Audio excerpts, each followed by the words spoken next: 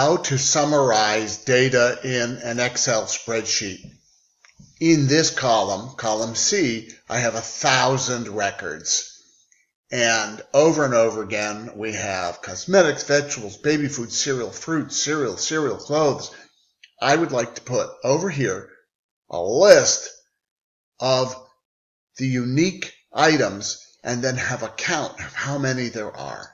The thing to do is to highlight the first column, go into Data, go into Filter, Advanced, highlight the first column and choose Copy to another location.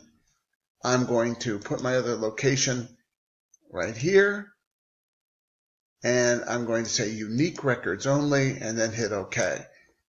And the first thing I do is I get these results. Here they are. There aren't very many of them, even though there's 1,000 records. Then in this column, I've made a formula. And the formula is the count if formula. And what it does is it takes this item and it counts how many times it occurs in this list of 1,000 things. So to unpack the formula, P2 is the item type, and the range of C2 to C1001 is this list. So there are 75 things. And now I can sort this data by saying sort by count and then by item type.